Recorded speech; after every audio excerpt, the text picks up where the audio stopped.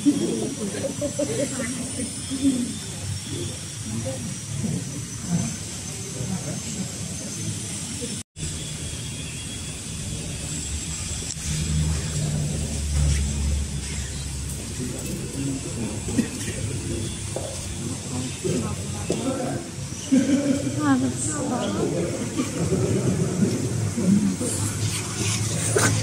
kasih.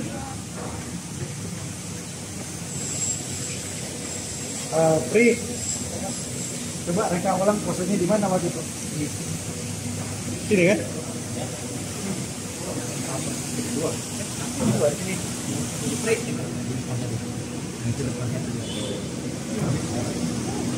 Iya. Dari bawah ya. Mulai. Ini 10 tahun yang lalu nih. Iya kan? Oh.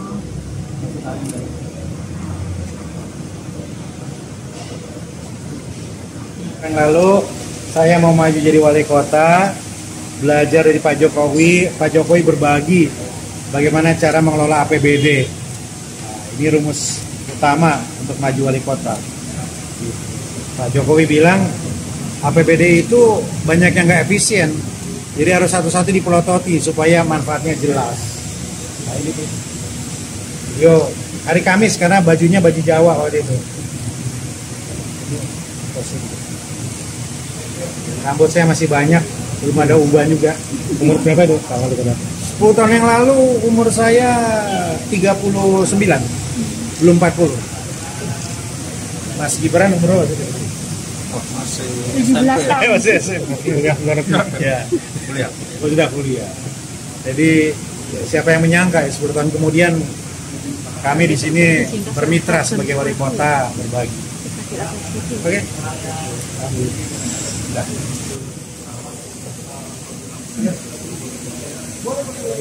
Barang Pak Wali.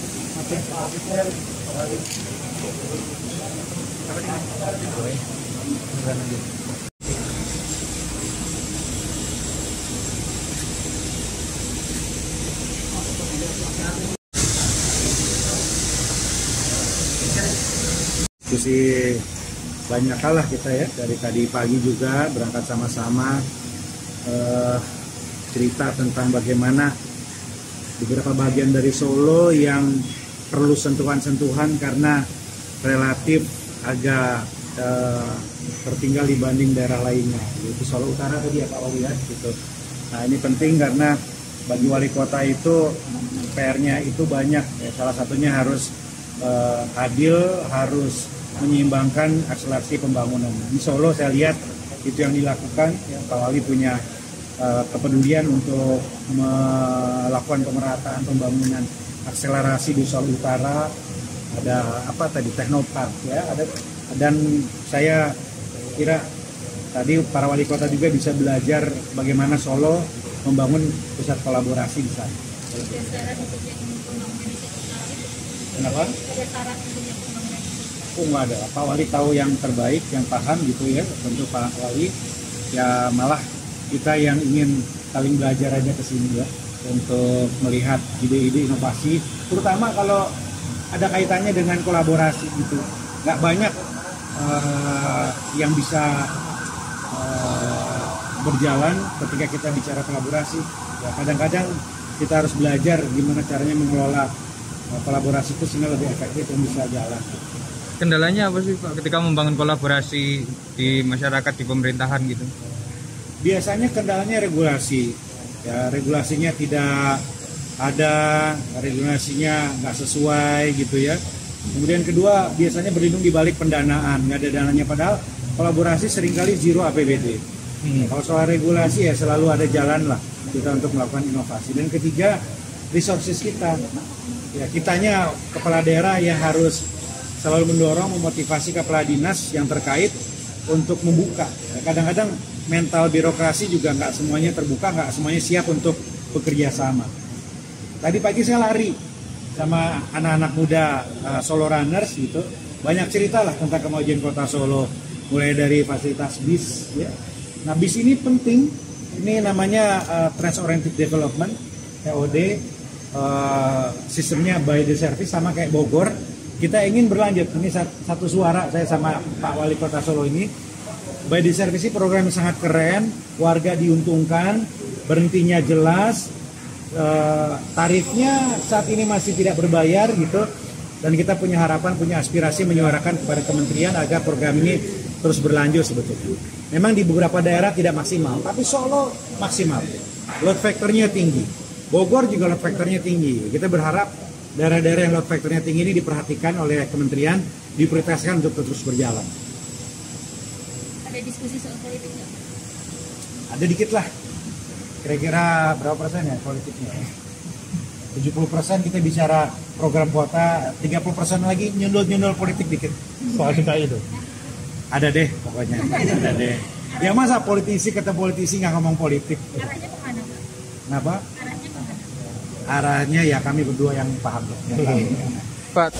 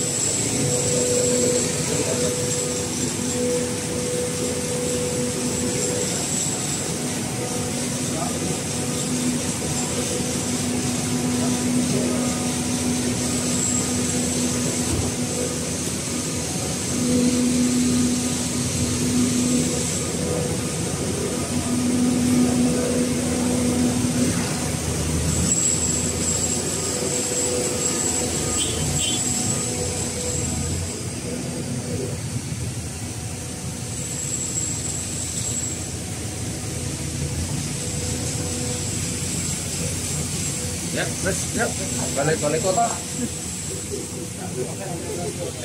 Timnas. Ya sama kayak Pak Apa? Kerjasama apa Pak mungkin yang urgent di kerjasama dengan Pemkot? belum ada. Nanti aja. Hah? Belum. Wes, Kalau presentasi tadi yang dipresentasikan mungkin apa? hah? Yang dipresentasikan tadi apa mungkin? Gak ada presentasi, makan aja. Presentasi oke. Yang di STP Makan tadi aja. yang disampaikan apa Mas? Waktu di STP. Loh, ora rono toh? Solo jadi salah satu 10 kota stasiun. Gimana Mas pendapatnya? Ya makanya tadi kan acara apeksinya kan kita adakan di Solo Teknopark. Ya meskipun Solo Teknopark urung dadi paling enggak mengenalkan saya lah ya. Bukan tulisannya kayak kok. Ya.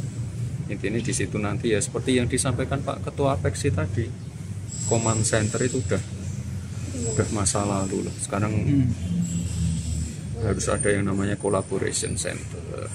Kolaborasi terbaru kita kayak yang di Teknopark itu ada CNT.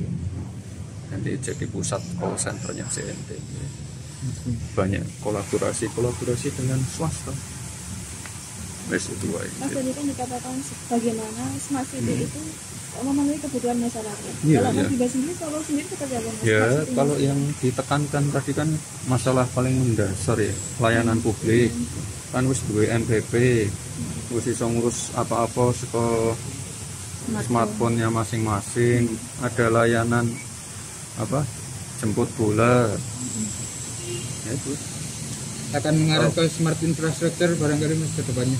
Nah, itu juga smart living masuknya. Artinya sekarang sudah Kalau yang smart living lebih ke penanganan daerah kumuh dulu. Daerah kumuh, air bersih, sanitasi, nah itu fokusnya ke situ. Kan kita udah ada penataan area kumuh di misalnya Mojo, Semanggi dan lain-lain. Pembangunan rusun itu juga sekarang mau ditingkatkan lagi atau tingkatkan sudah? lagi. Yang namanya smart city kan apa ya? Berkembang, harus adaptasi. Nah, itu. Wes, Kalau yang selama ini sudah berjalan di Solo, apa evaluasinya smart city-nya di Solo? evaluasinya lebih ke pengenalan ke pengguna user. Misalnya kita gembor-gembor cashless. Nah, kalau pedagang belum mau menyodorkan, pembeli belum mau menggunakan cashless itu ya susah. Oke. Kan kayak sekarang yang Pak Kadisub yang baru kan tak dorong untuk parkir biar cashless juga. Tadi tak lihat udah ada beberapa vendor yang menawarkan EDC dan lain-lain. Kalau kita nanti menggunakan QRIS yang lebih simple, merasa nganggu hardware, penting duitnya melebihi. Itu kan dulu sempat Sudah. sudah jalan tapi mandek. Ya yuk, karena orang warga kalau tidak dibikin untuk ya biar konsisten itu angel. Kok edukasi baru tadi nggak diketatin lagi, nanti balik lagi ke cash. Kalau dulu kan kendalanya terlalu banyak kartu. Enggak, kalau misalnya di Singosari kan cuma bisa satu kartu, Ya, BRI itu enggak, ini QRIS kan semua bank kan bisa. Ya lebih mudah, lebih gampang, langsung cair juga untuk tugas parkirnya. Itu kira-kira. Mas, soal itu tadi Mas, pemilihan kepala daerah yang tidak langsung itu ada tanggapan nggak dari Mas Gibran? Kan kemarin jenengan terpilih secara langsung. Nah, ya kan belum pasti juga tuh Mas. Sengko wae ya, nek wis pasti. Nah, aku ya pengennya dipilih langsung dari warga. Kenapa Mas? Kenapa? Yang menilai kan warga. Nek seneng karo aku ya dipilih, nek ora seneng ya ora dipilih, gampang banget. Kalau alasannya partai itu sebagai perwakilan dari suara masyarakat itu? Ya non partisan partai sih. Oh gitu nih, artinya yang tidak Ya intinya aku melu regulasi yang ada aja. Tapi yang sekarang ini saya rasa udah cukup baik, cukup fair, cukup transparan. Yes.